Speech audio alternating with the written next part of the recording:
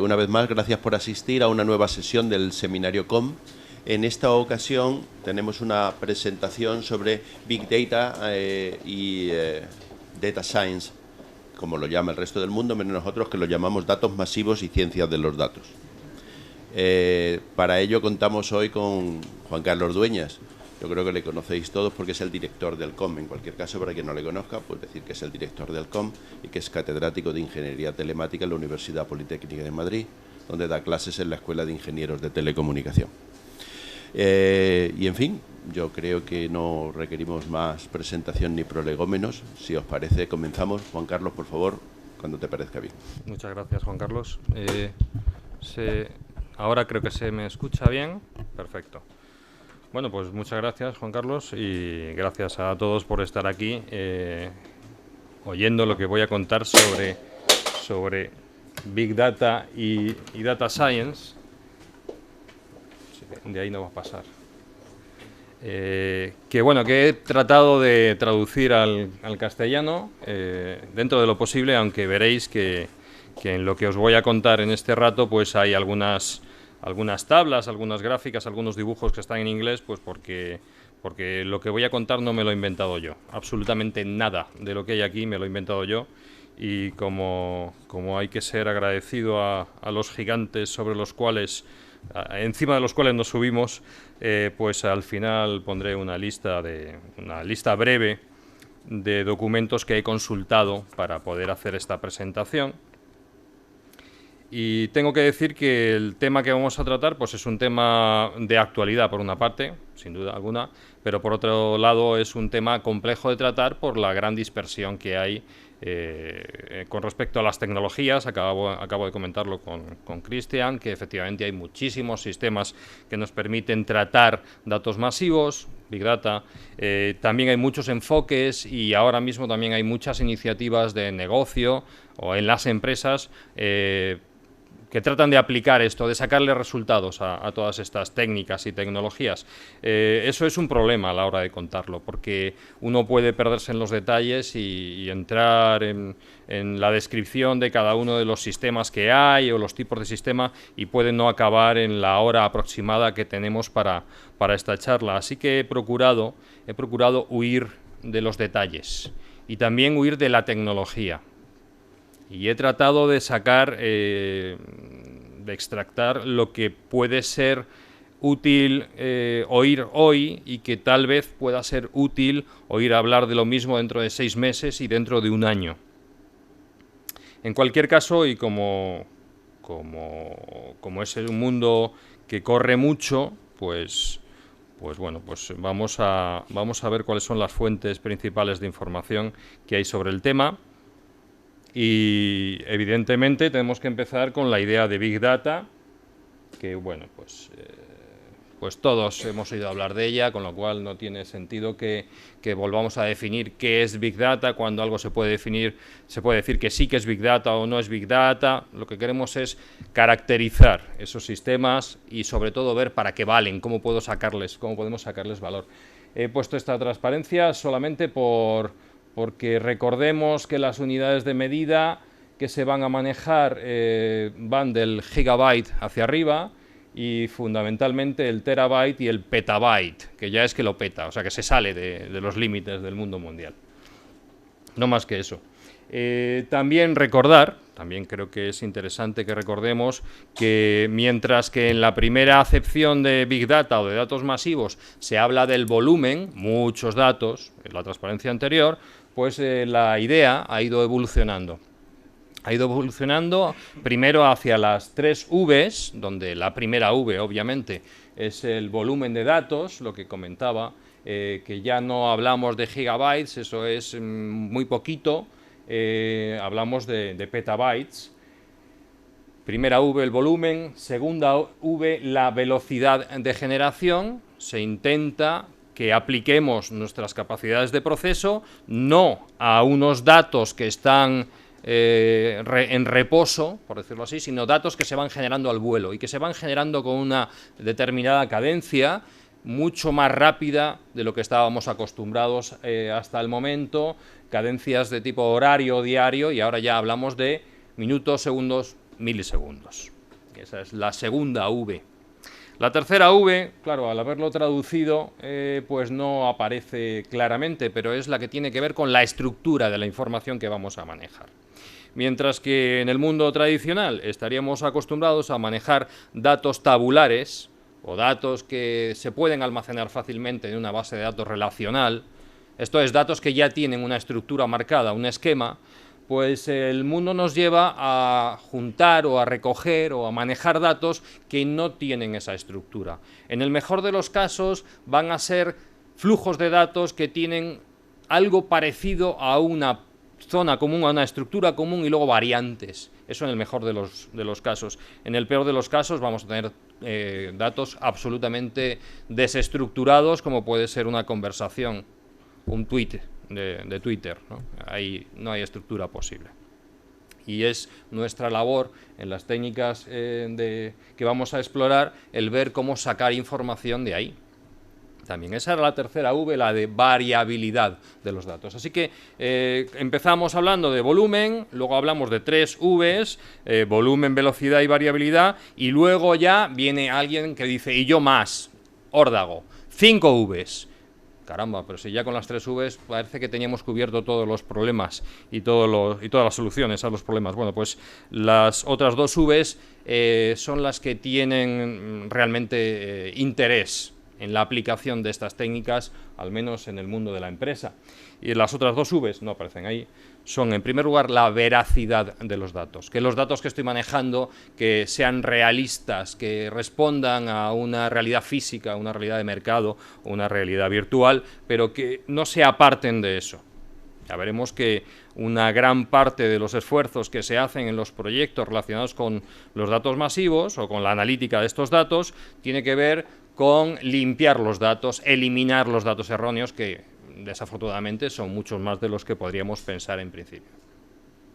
Y la quinta V es la que trata de ponerle culmen de ponerle la guinda a esta tarta. Y es que los datos, que ya sabemos que son muchos, que son muy rápidos, que están desestructurados y que además deberían de ser veraces, tienen que valer para algo. La última V es la del valor. Está muy bien lo de hacer proyectos de Big Data, recoger mucha información, poner sondas para guardar esa información, pero ¿luego qué? Si no somos capaces de sacarle el valor a esa información, si no somos capaces de convertir esos datos que hay ahí en información útil para la toma de decisiones, por ejemplo, en nuestra empresa, pues todos los esfuerzos que le dediquemos a esto van a ser pues baldíos, no van a tener utilidad y pasará como con muchas otras tecnologías. Pasaría como con muchas otras tecnologías que una vez que todo el mundo dice ¡ah, qué bien, esto es fantástico, maravilloso! Por cierto, tenemos una gráfica que habla de lo fantástico y maravilloso que son las cosas. Luego entro.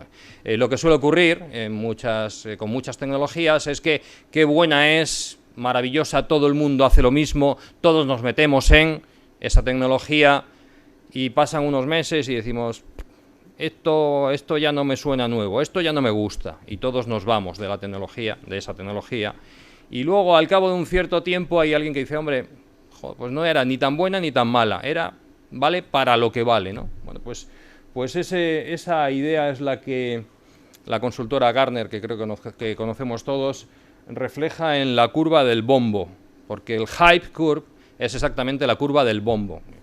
Y lo he mirado en internet, con un traductor, y dice hype igual a bombo, ¿vale? O sea, el bombo que le damos a las tecnologías, a las iniciativas, a los proyectos, a las ideas. Y aquí tengo, bueno, realmente es una curva, es un mecanismo útil para entender cómo evoluciona la tecnología. Tengo 3 curvas de estas que vamos a comentar, ¿no? Solamente recordar que efectivamente es una curva que muestra el interés que hay en una determinada tecnología, por ejemplo, y que comienza con esa pendiente grande del disparo de la innovación. Aquello parece que puede utilizarse en la práctica, el pico de las expectativas infladas, que es la zona alta, la pendiente de la desilusión, Luego, pues poquito a poco llegamos hasta la meseta de la productividad. Esto vale para lo que vale, y para lo que no, pues es mejor usar otras cosas, ¿no? La verdad es que está muy bien pensado, ¿eh? Y es una herramienta que se utiliza en la consultoría, ya lo sabéis, pero que, bueno, se podría utilizar para muchas otras cosas. Para la selección de los proyectos que vamos a llevar a cabo en nuestra empresa, incluso para la elección de los temas de investigación, y ahora hablo al fondo de la sala, cuando tenemos que tomar una decisión acerca de una determinada investigación científica. ¿Qué cosas pueden darnos resultado y cómo enfocar esa investigación? Bueno, lo que comentaba es que estos señores de Gartner, que son muy listos, ¿hay alguien de Gartner en la sala? Bueno, son muy listos, eso hay que dejarlo por descontado. No solamente van poniendo nombrecitos por ahí en la curva, está diciendo, pues vamos a coger cualquiera de ellos, y para lo cual yo me tendría que poner la gafa, si no lo veo. Vamos a coger uno que pone Data Science. Data Science, la ciencia de los datos, es algo de lo que vamos a hablar dentro de un momentito.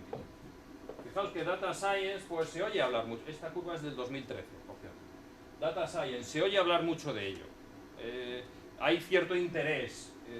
No es un interés residual de un grupo pequeño, sino que va escalando. Fijaos que está en este punto, ¿no? Pero estos señores, aparte de decir en qué punto se encuentra, le ponen una marquita a cada una de las cosas. Por lo que os decía, pues esto es Data Science, aparece en este punto de subida. Big Data Analytics for E-Commerce también aparece subiendo.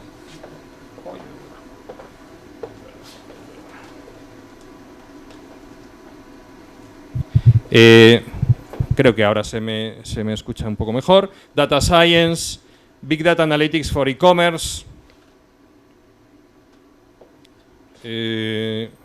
Cloud Computing es algo que ya, bueno, ya se ha pasado de moda, está bajando, ¿no? Ya nadie dice, ¡uy, qué buenos somos que hemos empezado un proyecto de Cloud Computing! Hombre, si me lo hubiera dicho el año pasado, pues fantástico, pero ahora ya, eso lo hacemos con la gorra. Mira, analítica predictiva, es algo de lo que vamos a hablar luego, y lo pone como que ya, eso ya está resuelto, ¿no?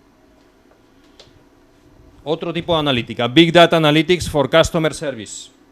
Bien, 1, 2, 3, 4 puntos que hemos visto. Veamos la leyenda de los puntos. Big Data Analytics for Customer Service. Tiene una cruz. Le han puesto una crucecita que significa obsoleto antes de llegar a la meseta de productividad.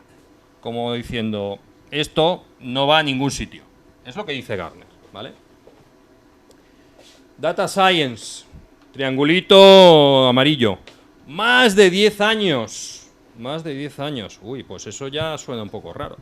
¿Por qué vamos a hablar de eso? Si estos señores lo están poniendo de una manera tan cruda, ¿no? Bueno, hay cosas o hay temas de los que hablamos, que Content Analytics, eso es de 5 a 10 años, y Predictive Analytics, eso en menos de 2 años. Esto era el 2013. El 2013. Como digo, es una herramienta interesante para la elección de los temas que vamos a elegir en nuestras empresas. Me cambio ahora al otro micrófono para ver la curva, una curva, digamos, más general por una parte, pero más reciente. Esta es del año pasado. Podemos observar que todo lo que tiene que ver con Big Data lo coloca ya en la pendiente de bajada, con un periodo de madurez de 5 a 10 años. Podemos observar que Data Science, que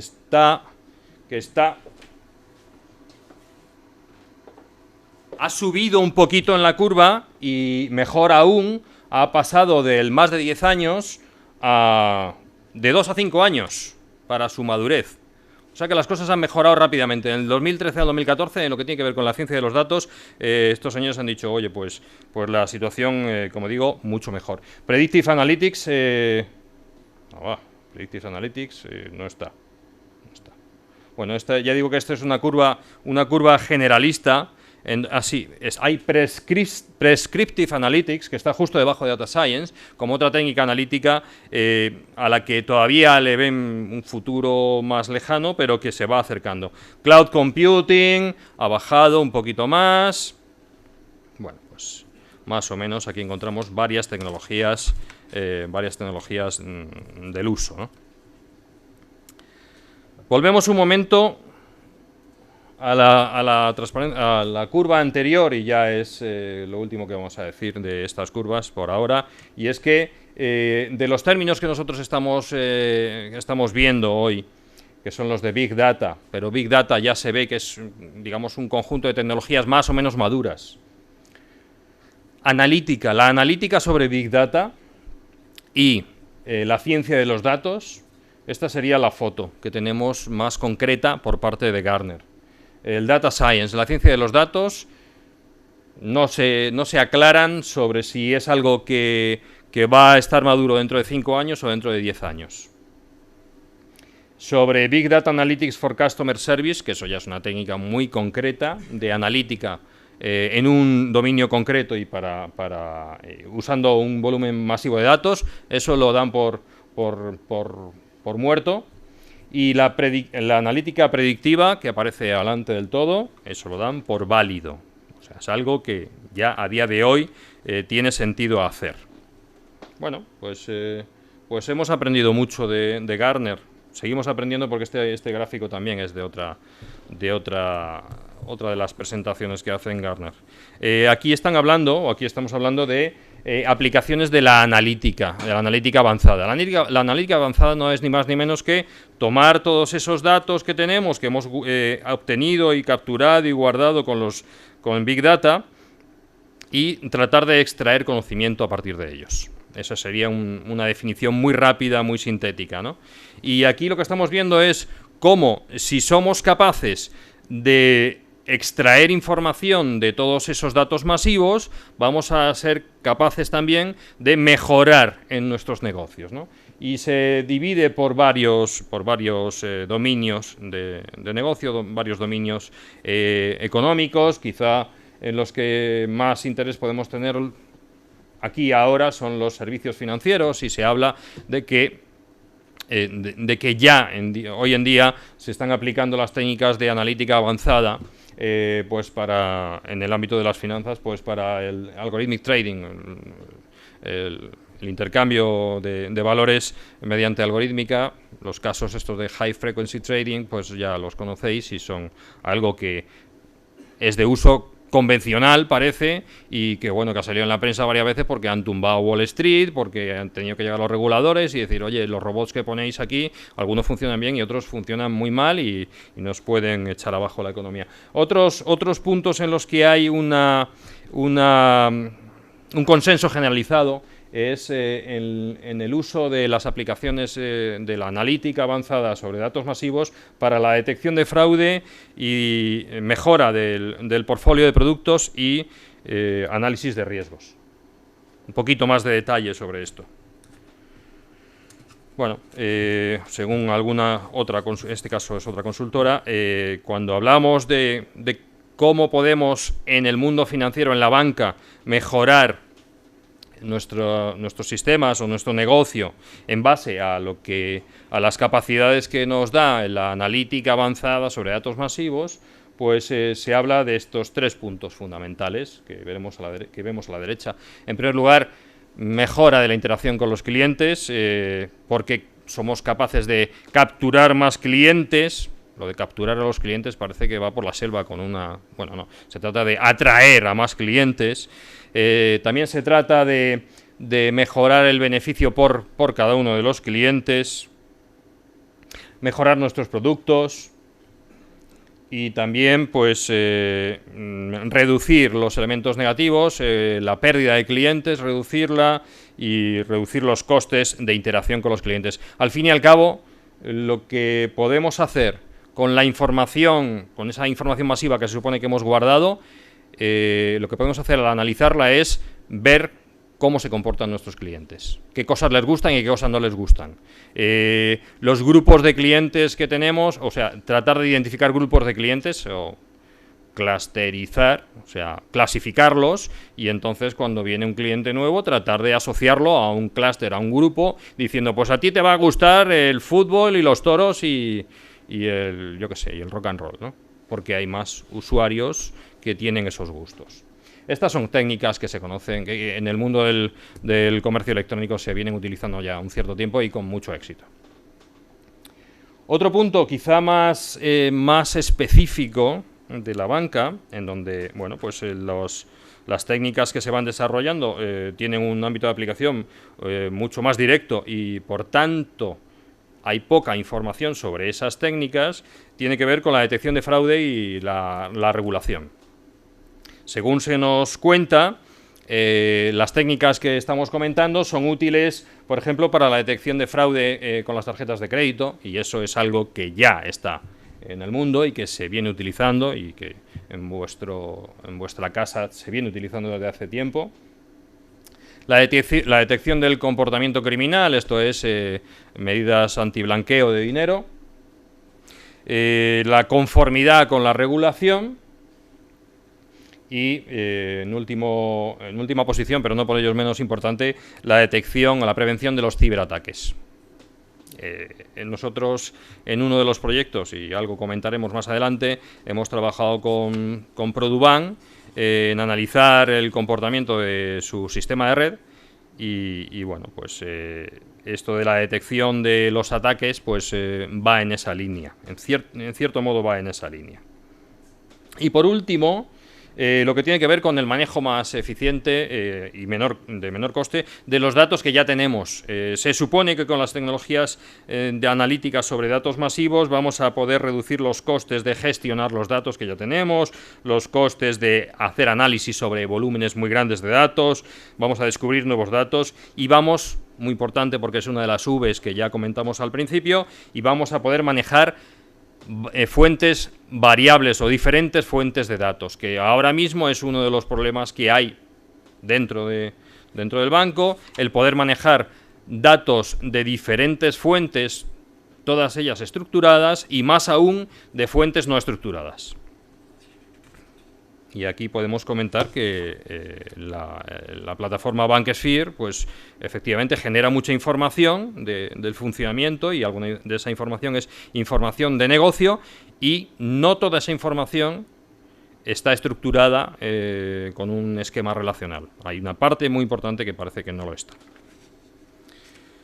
Bueno, pues creo que con esto ya hemos hablado de Gartner, creo que estamos todos de acuerdo que el Big Data es muy importante, que las 5 V son maravillosas, que sí, que tenemos que analizar esos datos, tenemos que sacar lo máximo posible de ellos, pero bueno, ¿en qué consiste eso de analizar los datos? Un primer vistazo es esta transparencia, en donde aparecen 4 términos importantes, pero en realidad son solamente 3 los importantes, los 3 que están, por decirlo así, refrendados por la literatura científica. Un artículo de un tal Blackett, en el 2013, que habla de 3 tipos de análisis, que son, en primer lugar, la analítica descriptiva, que consiste en hacerle estadísticas a los datos que tengo, sin más. Hallar las medias, los máximos, los mínimos, la exploración de los datos históricos.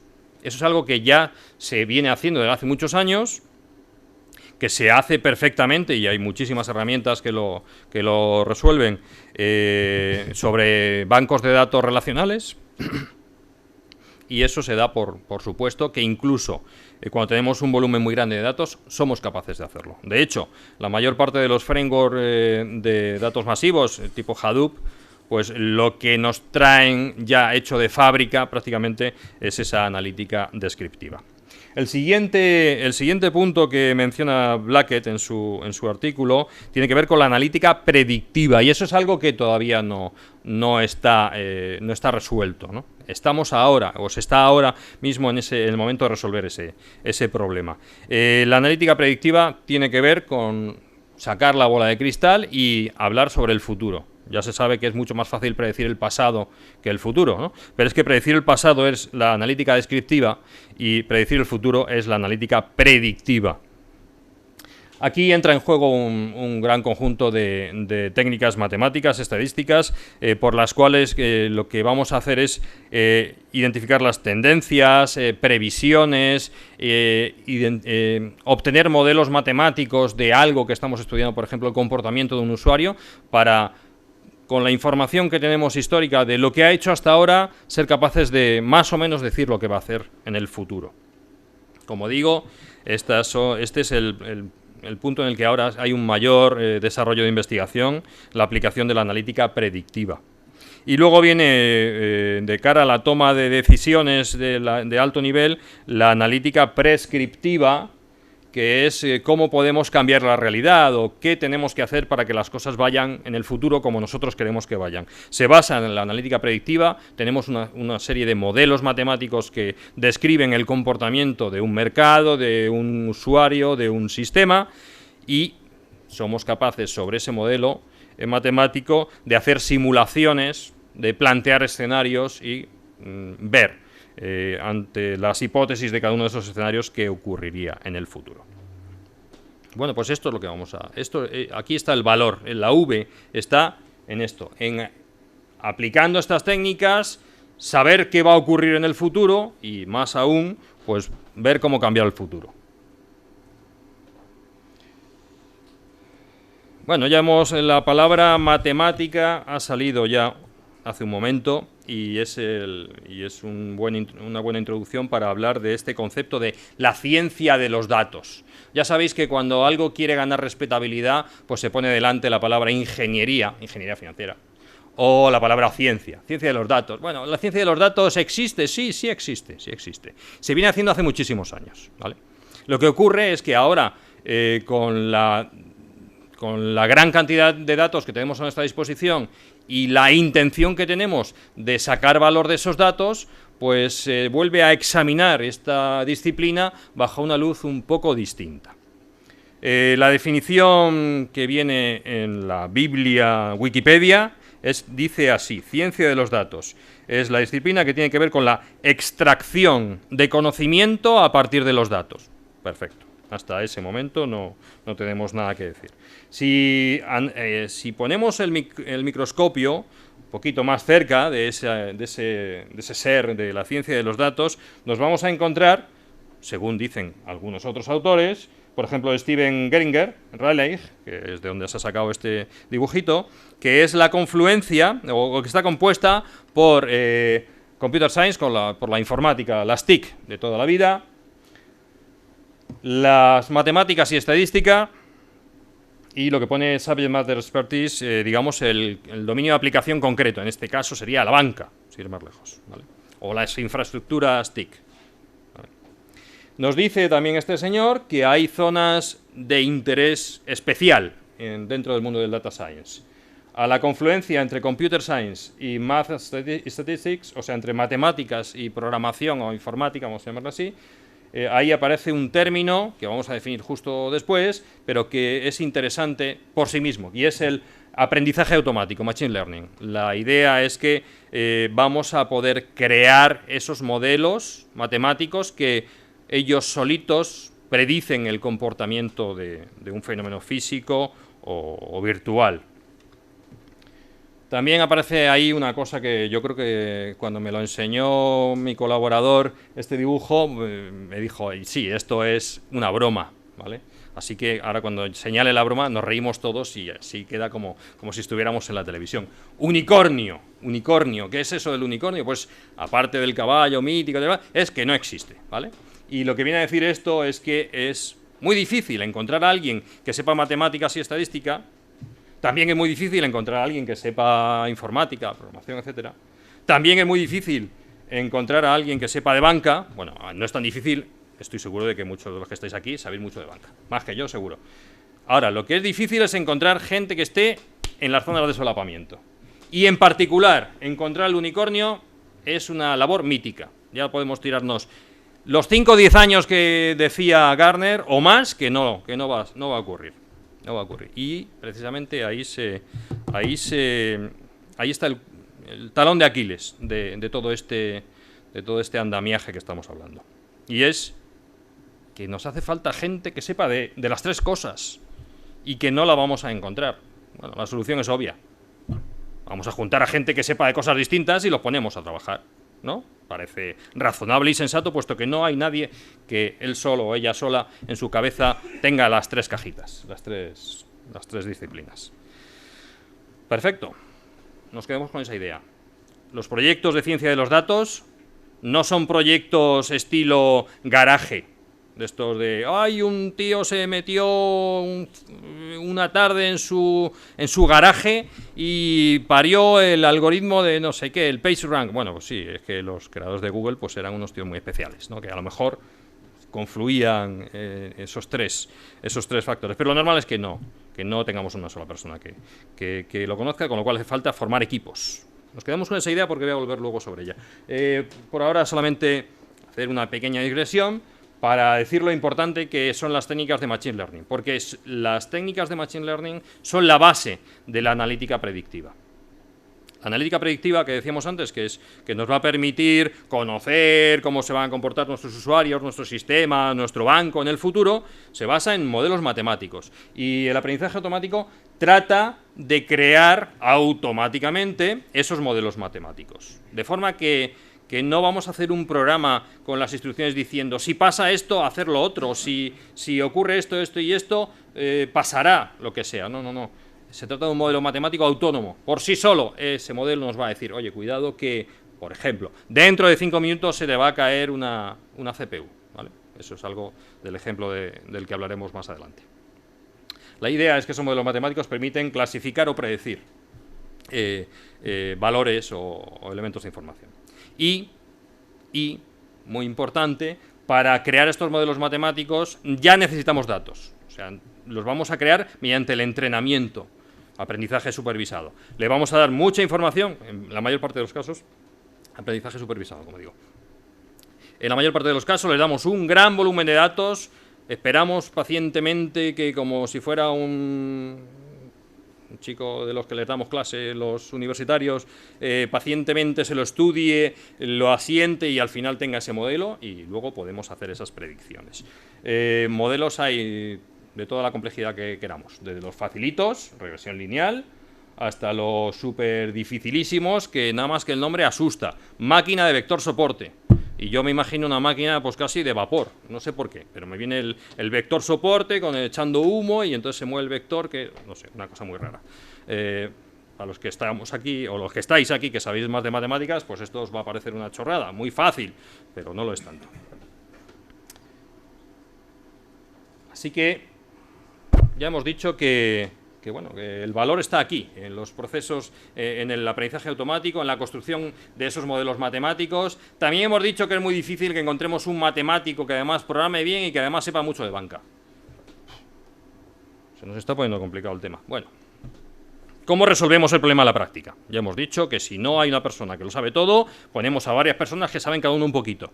Y eso significa entonces que el proyecto no es un genio o una genio dándole al coco y sacando resultados, sino que es un proyecto en el que tienen que interactuar varias personas, ponerse de acuerdo, unos saben del banco, otros saben de las matemáticas y otros saben de la programación, ¿vale? Esto es un problema que Juan Carlos y yo comentamos en clase, y es, a la hora de hacer un proyecto de ingeniería de software convencional, nos encontramos con el gran problema de poner de acuerdo a las personas, que todos sepan de lo que están hablando y que todos remen hacia el mismo sitio. Pues eso es una dificultad grande en un problema, para resolver un problema de ingeniería de software convencional, un proyecto, hacer una web que haga no sé qué. ¿Qué pasa si el dominio en el que nos estamos moviendo, bueno, primero, no sabemos lo que vamos a hacer, no sabemos bien qué problema queremos resolver? Segundo, no sabemos cuál es la técnica para resolverlo. Y tercero, ni siquiera sabemos cuáles van a ser los datos de partida. O sea, la solución o la situación es pésima. No sabemos nada. Y eso se refleja aquí. Frente a un modelo de proceso de ciclo de vida, de desarrollo, el modelo de cascada, que seguro que no suena a muchos, en donde primero se hace el análisis, luego el diseño, luego la implementación, las pruebas y ya, ¿vale? Vale, pues es un modelo lineal, se va para adelante. Luego hay otros modelos más recientes que estamos aplicando aquí en la sala de arriba, se juntan para hacer los modelos ágiles. El Scrum, ¿vale? El Scrum se basa en saber lo que queremos hacer, hacerlo rápido, comprobar que está bien y coger más cosas para hacer, tal, perfecto. Sabemos lo que queremos hacer, ¿vale? Pero este es el modelo de un proceso de ciencia, de un proyecto de ciencia de datos. Fijaos que, primero, es iterativo. Segundo, hay flechas para adelante y para atrás. Lo de la flecha para atrás es muy importante. Significa que al cabo de un cierto tiempo, un proyecto de ciencia de datos puede estar más lejos de sus objetivos que al principio. Esto es así, ¿no? Bueno, en realidad es que el problema que queremos resolver no se sabe cómo. No tenemos una solución estándar para darle solución al problema. En primer lugar, como os decía, el goal definition no siempre está claro. Hay que saber qué es lo que queremos hacer. El data collection and management significa buscar datos en cantidad y calidad suficiente como para poder entrenar a esos modelos matemáticos que dijimos antes. Y como esos datos van a ser, en teoría, muchos, pues tenemos que establecer unos mecanismos técnicos para extraer esos datos, para guardarlos en algún lugar en el que quepan y para que no se pierdan. Y además que estén etiquetados y, en fin, una serie de cosas. En tercer lugar, build the model. Lo que tenemos que hacer es elegir una de las posibles técnicas matemáticas. Hay muchas, las que hemos visto en la transparencia anterior y 100 más, ¿vale? Por eso hace falta gente que sepa cuál es la técnica más adecuada para cada caso, realice el entrenamiento de los modelos y luego, muy importante en Model Evaluation and Critic, compruebe que esos modelos son correctos, porque lo más normal es que los modelos fallen, como siempre, ¿no? Y uno de los problemas que asociados o adicionales que tenemos es que en hacer ese ciclo de construcción de modelo y validación del modelo se tarda mucho tiempo. Las sesiones de entrenamiento, y mis colaboradores, que son los que sufren esto, pues le dan al botón para hacer una simulación o un entrenamiento y me dicen, oye, que ya hasta el lunes que viene no sabremos qué ha pasado. Ah, pues hombre, qué bien, ponte a hacer otra cosa, porque es que si no nos vamos a aburrir todos mucho, ¿no? Vale, pues sí, que se tira mucho tiempo, y en algunos de los casos, al final salen un chorro numeritos que dicen, oh, esto es fantástico, tiene un F-score, un factor F que mide la calidad de un predictor de un 95%. Maravilloso.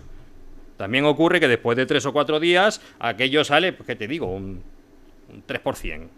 Hemos perdido el tiempo. Así que es un proceso exploratorio. Hay que explorar mucho, hay que dedicarle mucho tiempo, hay que dedicarle muchas neuronas y hay que dedicarle mucha CPU y al final puede ser que estés más lejos que al principio, ¿no? Pero este tipo de proyectos tienen más problemas, ¿eh? El problema de la presentación de resultados. Normalmente son proyectos, como digo, exploratorios, entonces hay un interés de la gerencia diciendo vamos a ver si esto vale para algo. Claro, pero ese señor que decide invertir en el proyecto quiere saber que eso vale para algo pronto. Y eso va en contra de todo lo que estamos diciendo. Entonces, cuando después de pasar no sé cuántas exploraciones de modelos, tenemos una ristra de números, si uno va al super jefe y le enseña unos números así pelados, pues el jefe dice, me parece muy bien, pero eso lo podías haber hecho con el Excel en apenas media hora. Así que no me convence. Hay una labor de, ¿cómo decirlo?, de evangelización también dentro de estas cosas para que los proyectos de analítica sobre datos masivos puedan vivir, los pobrecitos. Esa labor de evangelización se muestra en técnicas de visualización. Hay que mostrar los datos de una manera que quien financia el proyecto los entienda, tanto los datos de partida como los datos de llegada, como los resultados, porque si no entiende, pues aquello no sigue, ¿no? Y por último, lo que pone ahí Model Deployment, que se pone una cajita así como diciendo, bueno, esto está hecho, ¿no? Bueno, pues resulta que no está hecho. Con todas las fases que acabamos de comentar, al final tenemos un modelo matemático. Pero si queremos aplicar el modelo matemático en la práctica y, por ejemplo, queremos hacerlo sobre un chorro de datos masivos en tiempo real, sobre streaming de datos, pues hay que construir un procesador que sea capaz de leer los datos a toda velocidad, aplicarle los modelos y decir, cuidado que va a pasar esto, cuidado que va a pasar lo otro, ¿vale? Esto entonces del model deployment tiene muchos problemas, porque hay que enganchar a sistemas operacionales, los sistemas donde van a salir los datos. Hay que engancharlo con la infraestructura técnica que ya existe, que en muchos casos no es compatible con los almacenes de datos de Big Data, de datos masivos que podemos tener. Y luego, y esto no es el menor de los problemas, hay que conseguir los permisos de los propietarios de los datos para que esos datos puedan salir por un tubito y llegar al otro extremo del tubito y podamos hacer algo con ellos. No es un problema menor, ¿vale? Bueno, pues ya con esto casi me podría ir y nos iríamos todos a llorar diciendo esto de la ciencia de los datos no tiene ningún futuro, la verdad. Bueno, no vamos a ser tan negativos. Vamos a ver que sí que hay casos de éxito. Pero vamos a ir poco a poco, vamos a ir viendo fase por fase. En primer lugar, las fuentes de datos. ¿Qué es lo que se hace hasta el momento en analítica predictiva sobre datos masivos que tiene que ver con, pues eso, con grandes fuentes, con sistemas que están dando resultados? Bueno, pues ahí tenéis lo que en la literatura científica aparece como fuentes de datos fundamentales. Walmart, el famoso almacén retail, Amazon, Google Search, Facebook, SDSS, lo tengo por aquí apuntado porque es el Sloan Digital Sky Survey, que es un conjunto de observatorios, de telescopios de observación en Estados Unidos, que generan, en el 2014 generaron 25 terabytes, ellos solitos, ¿vale? O sea que no está mal, no está mal. Cuando hablamos de fuentes de datos, las fuentes de datos con mayor volumen suelen ser fuentes de datos científicas. El CERN, hay un experimento del el colisionador de hadrones o algo parecido, que ese genera 2 petabytes por segundo, ¿vale? Ya eso es un problema de verdad, no lo que resolvemos nosotros aquí. Y una vez procesado, guarda 10 petabytes al año de datos, ¿no? Bueno, digamos que el mundo científico pues son problemas muy complejos y necesitan de mucha infraestructura. También los fenómenos que tienen que ver con la red, pero no solamente con la red física, sino con la red de usuarios, con las redes sociales, pues también generan una gran cantidad de información, y ahí vemos ahí que la red móvil de ATT y Facebook pues generan un volumen enorme de información.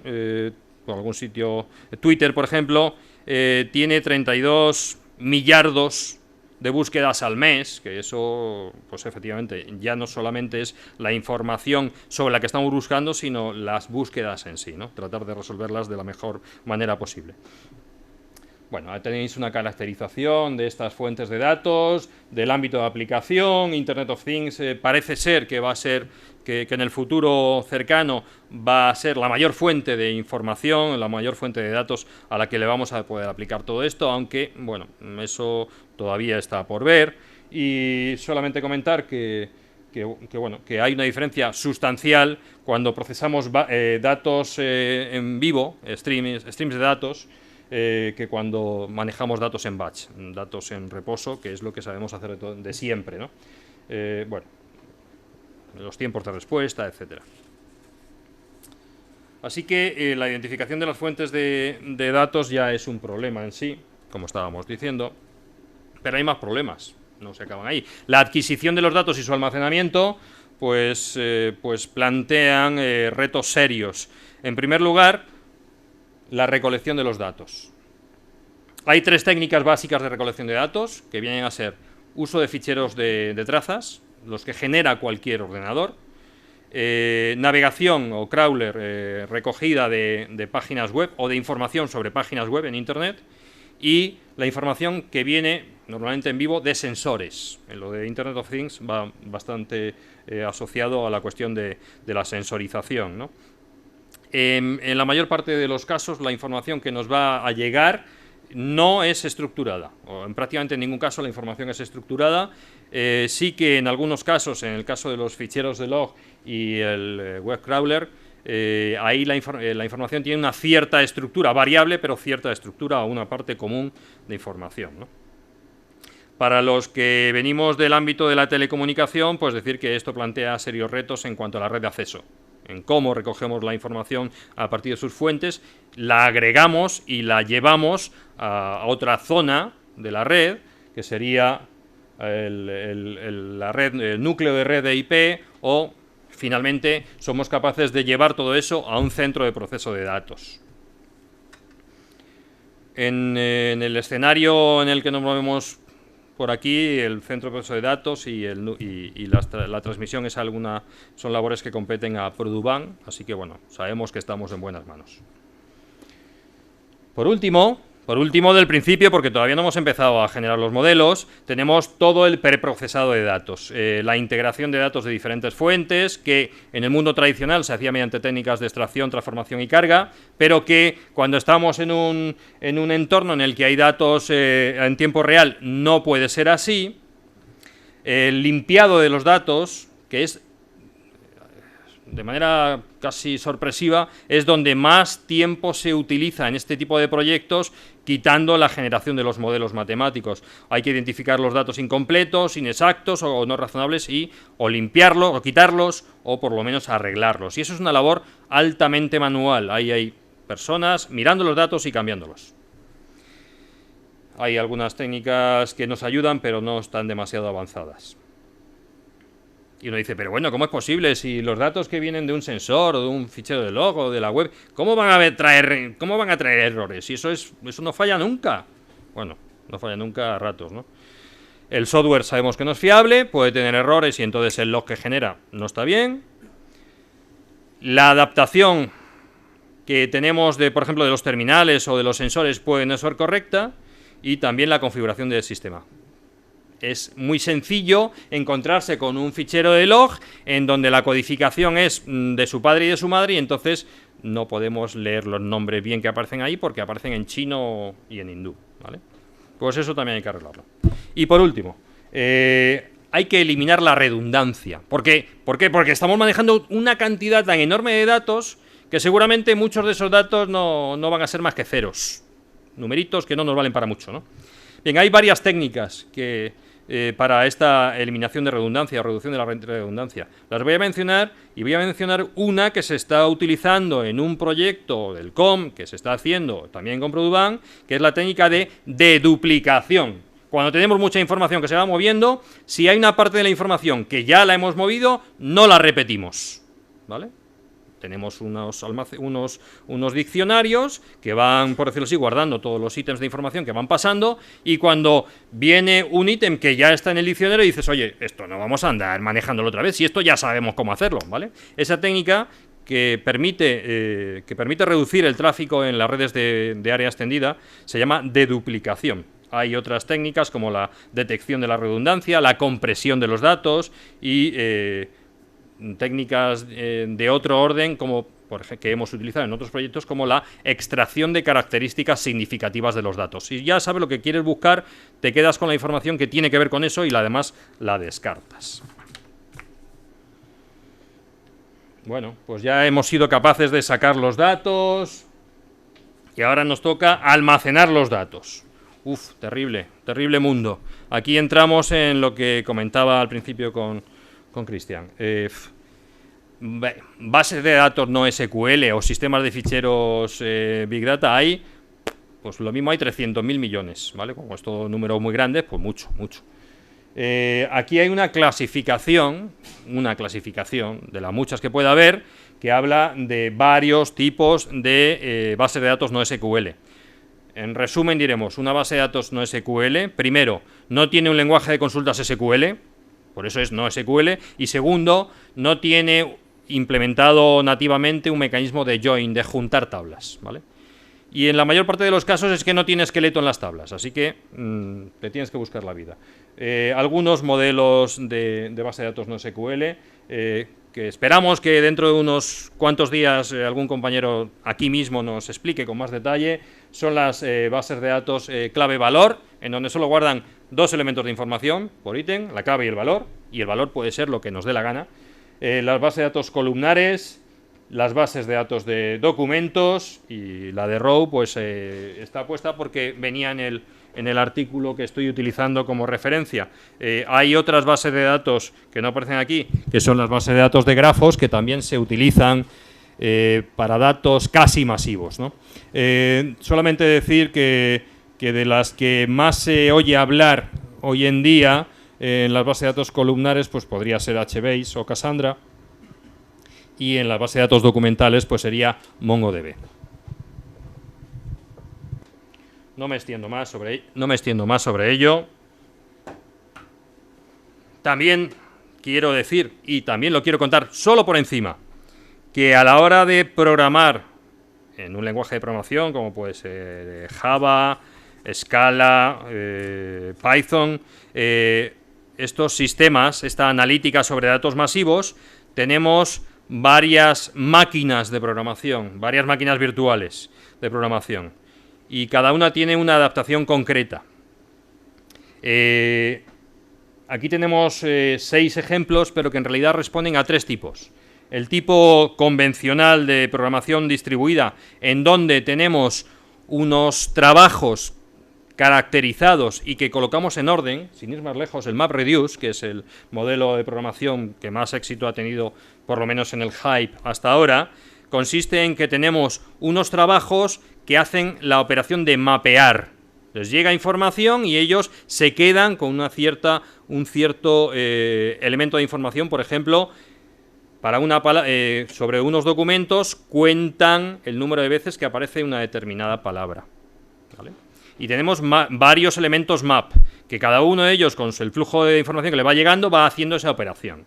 Detrás de los map, cuando acaban los map, hay otro tipo de trabajo que se llama reduce, que lo que hace es resumir toda esa información que le ha llegado de los map, por ejemplo, poniéndolo en una sola tabla, o por ejemplo, con la información de recuento de palabras que le ha llegado de los diferentes mappers, resumirlo para que en la misma palabra aparezca la cuenta total de esa palabra, ¿vale? Eso es MapReduce. Luego se programa en Java y entonces uno escribe una implementación de la interfaz mapa y una implementación de la interfaz reduce. Y lo pone a funcionar y aquello corre que se las vuela.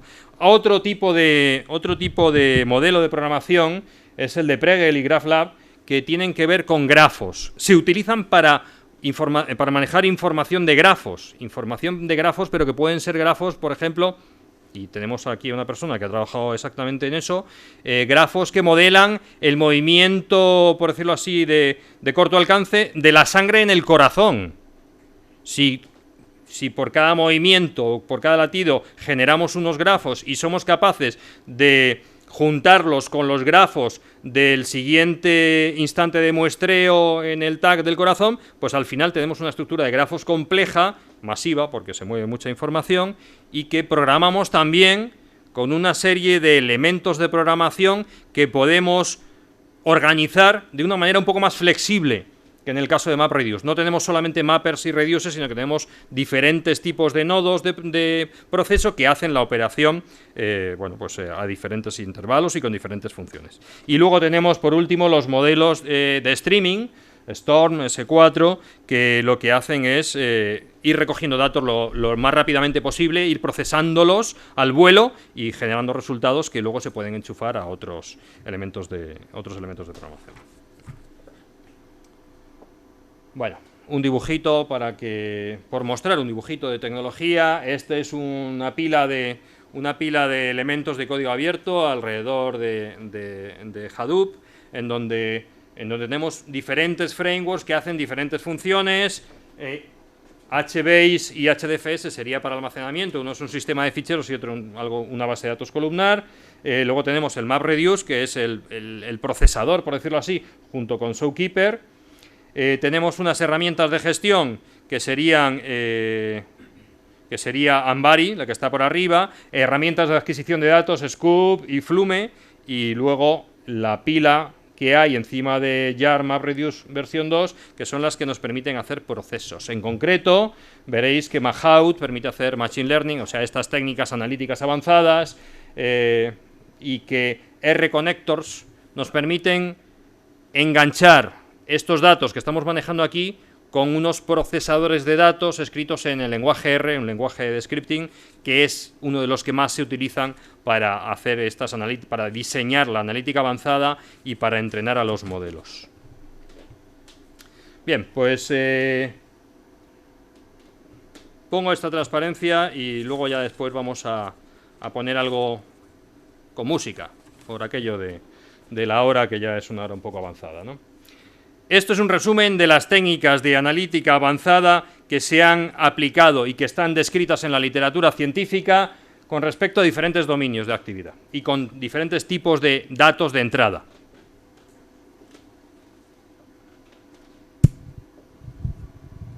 O sea que la columna de la derecha es la columna de Data Science. Todas esas cosas se hacen con el Data Science. La columna de la izquierda es ¿dónde lo hago? Cuando trato de analizar la web, cuando trato de analizar información multimedia, cuando trato de analizar información de red, pero en el sentido amplio de red, no solamente la red física, sino la red de usuarios o la red de servicios, análisis sobre elementos móviles y la analítica de datos estructurado, que es la convencional, el data mining de siempre, ¿no? Bueno, se resume un poco todo lo que hemos visto hasta el momento. Las fuentes vienen a ser prácticamente esas tres que hemos dicho: el crawling de la web, ficheros de log escritos por aplicaciones o por sistemas, y también la información que viene de sensores. En particular, como os decía, la parte de movilidad pues tiene una fuerza creciente en la cuestión de sensores, de posición, de localización, de aceleración, y también sensores acoplados a las cosas pequeñas, sensores RFID. ¿Y qué cosas o qué técnicas utilizamos? Pues veis que la lista es larga. Por señalar alguna quizá más relevante, está la categorización, la clasificación en una serie de categorías de textos o de documentos, el clustering, que es la agrupación de elementos parecidos, la opinion mining, que tiene que ver también con el análisis de sentimientos, que aparecerá por aquí, influence analysis, algo parecido, que tiene que ver con lo que dicen las personas sobre otras personas o sobre sí mismas, pero que no lo dicen de manera explícita, sino algo implícito. Y aquí entran en juego muchas cuestiones que tienen que ver con la imagen en la red, la privacidad. Y bueno, solamente comentaros que en el auditorio tenemos expertos en esa materia. El procesado de lenguaje natural, que también es un ámbito de interés no solamente para la información del texto, sino de ámbito general. Y por no extenderme mucho más, pues la detección de eventos, que es algo de lo que vamos a hablar justo ahora en un momentito.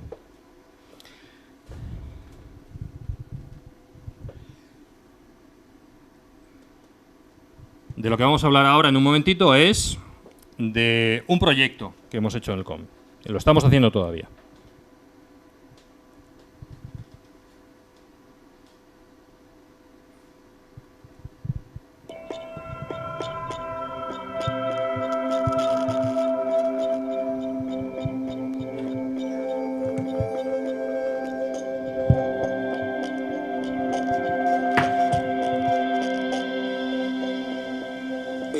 That distributed systems fail from time to time, but to know when is hard. It needs expertise and deep analysis.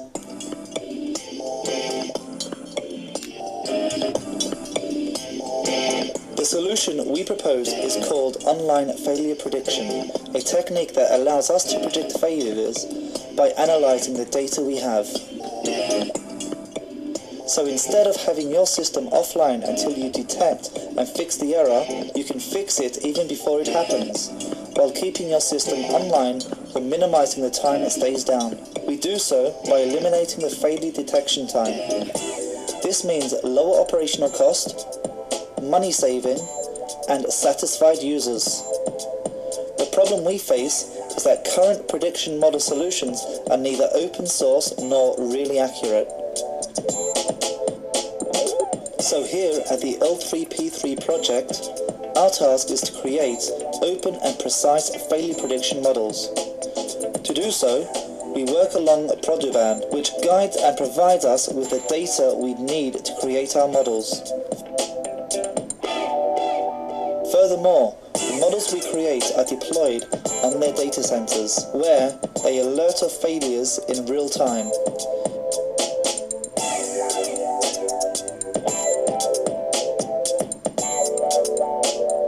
Okay, this sounds great, but what have we done so far?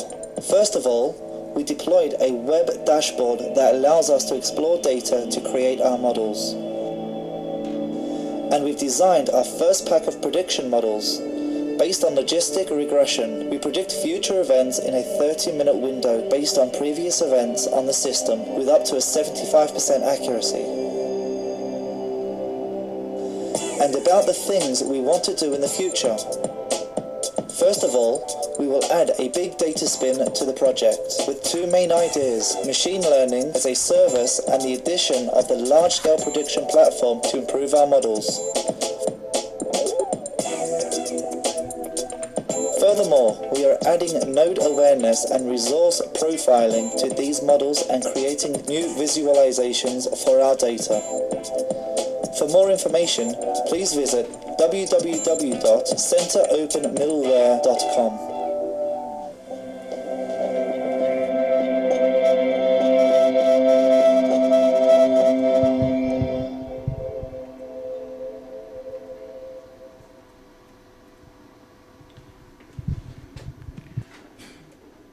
Bueno, diré que el L3P3 ese significa, es L3P3, que era la clave que le dábamos al proyecto, y en realidad significa Online Failure Prediction, predicción de fallos online, que significa que aplicamos las técnicas predictivas en tiempo real, en tiempo de ejecución. La idea, y tengo un resumen muy breve de lo que hemos hecho en el proyecto. El vídeo que hemos visto es de hace un año aproximadamente, o quizá un poquitín más. Hemos avanzado bastante desde ese momento. La foto que habéis visto de unos señores, unas personas ahí sentadas, poniendo cara de foto, pues refleja perfectamente la situación de los proyectos tan especulativos como son estos en una empresa. De las personas que estaban con nosotros por parte de Produban, había 3 personas sentadas y ahora solo queda en el proyecto una, ¿vale? Afortunadamente los universitarios seguimos siendo los mismos, más viejos, pero seguimos siendo los mismos. La definición del proyecto es algo muy rápido de decir, pero que nos ha costado un cierto tiempo llegar a ella, y es predecir los fallos en las redes de Produban. Dice uno, bueno, predecir los fallos, ¿vas a sacar una bola de cristal? Bueno, vamos a ver qué somos capaces de hacer, porque vamos a poder predecir fallos, pero en una ventana temporal únicamente, lo que llamamos ventana de predicción, y en base a la información que podemos analizar, la información que podemos utilizar para entrenar esos modelos matemáticos. En Produban, de manera gentil, nos proporcionaron información sobre 2 bancos del grupo. Uno es el TOTA y otro es Consumer Finance, SCF. La información que tenemos de ambos bancos es información técnica de la infraestructura, de la red, del funcionamiento, de los switches, los routers, firewall, balanceadores de carga, etcétera. No tenemos información de los servicios ni de las aplicaciones. Hay una herramienta de monitorización que está puesta en esta empresa y que nos va generando ficheros CSV, los ficheros de Excel de toda la vida, con una determinada cadencia, la máxima posible. Y hasta el momento tenemos, bueno, pues esta información que veis ahí. Y alguien seguro que va a levantar la mano y va a decir, ¿y tú te crees que eso es Big Data? Pues no, lo digo ya, no es Big Data. Es uno de los problemas con los que hemos dicho que nos encontramos en los proyectos tan especulativos, y es encontrarnos con todos los recursos necesarios para poder ejecutar un proyecto de Big Data. En Produban han hecho lo que han podido buenamente, y nosotros hemos tratado de exprimir esa información al máximo, pero si echamos una cuenta muy rápida, del TOTA tenemos 12 eventos a la hora y del SCF tenemos 18 eventos a la hora. Tampoco tenemos la velocidad. O sea, no tenemos ni la V de volumen ni la V de velocidad. ¿Variabilidad? Hombre, sí, porque los CSVs venían cada uno de una región de la red y eran ligeramente distintos y ha habido que aplicar una labor de meses para limpiarlos y dejarlos más o menos presentables. El número de eventos que tenemos pues tampoco es excesivo. Ahora bien, la tipología de los eventos sí que es significativa. Eventos críticos, tipos de eventos críticos tenemos en SCF y en TOTA 3 y 4 respectivamente. Ejemplos de eventos críticos son caída del motor SNMP, el motor de gestión de un nodo, o caída de un chasis completo. Es crítico, o se cae un chasis entero, cuidadín. Eventos major, tenemos unos pocos también, tenemos bastantes eventos major y varios tipos. Ejemplo de un evento major es CPU al 85%. El sistema genera automáticamente un evento diciendo, cuidado que ahora mismo no pasa nada, pero en poco tiempo puede llegar a pasar. Y nuestra labor en el proyecto ha sido tomar todos esos eventos y tratar de sacar esos modelos matemáticos que permiten predecir el comportamiento futuro del sistema en cuanto a eventos, de forma que tenemos ventanas de observación. Hemos hecho experimentos con diferentes ventanas. Por ejemplo, la ventana de 5 minutos. Observamos lo que pasa en todos y cada uno de los nodos del sistema en 5 minutos, qué eventos se generan, y con eso somos capaces de predecir, con la precisión que diré ahora en un momento, los eventos que van a ocurrir en esos nodos del sistema en los siguientes 5 minutos. Los 5 minutos no es algo arbitrario, sino que está hablado con Produban. En esos 5 minutos a ellos les da tiempo a aplicar alguna acción correctiva para que eso que nosotros predecimos, oye, que en los 5 minutos que vienen se va a caer el chasis, ellos puedan evitar que ocurra pues un poquito antes de que suceda realmente. A día de hoy hemos creado cerca de 1.300 modelos con esta manivela de modelos que se tira 3 o 4 días rascando el ordenador, y los ordenadores no son pequeños. Hemos aplicado 3 técnicas: la regresión logística con regularización, que era de las fáciles, decíamos, y Random Forest, que es de las medianas, y también SVM, que es esto de las máquinas de vector soporte, que es de las complejas. Y en la mayor parte de los casos hemos sacado unos predictores que se miden con una medida de calidad que se llama el factor F, que pondera la calidad de la predicción con también la no existencia o la existencia de pocos falsos positivos, y tenemos un F-score que en la presentación en el vídeo salía de un 75% y ahora ya tenemos un 90% en muchos casos. Así que vamos muy bien, vamos muy bien. ¿Qué es lo que tenemos que seguir haciendo en el proyecto? Y ya con esto finalizo mi intervención. Pues primero, comprobar que estos predictores funcionan bien. Y segundo, poner más predictores, a ser posible mejores todavía y con más datos, ¿no? ¿Cómo comprobamos que esto funciona bien? Pues vamos a la parte de tiempo real de los datos masivos. Hemos montado una especie de maqueta de sistema Big Data, de analítica de Big Data, que ya hemos dicho que no es Big Data, ni los ordenadores que hay son enormes, son 8 ordenadores que tienen procesadores, biprocesadores Xeon no sé cuánto, 32 gigas y 3 terabytes. Vale, pues son ordenadores de los que se compran y no son de sobremesa, pero tampoco son una gran cosa. Y lo que hemos hecho encima de esos ordenadores es montar una pila de herramientas de proceso Big Data. En particular Spark, que es un motor de proceso de eventos a gran escala, todo código abierto, por supuesto. Kafka, que es un sistema de mensajería distribuida, de colas distribuidas. Ese puente UDP, que lo hemos hecho nosotros con nuestras manitas artesanas, que engancha a un sistema de monitorización que en el futuro será un sistema real de Produban, pero que ahora mismo todavía no lo es, a través de las redes de Produban.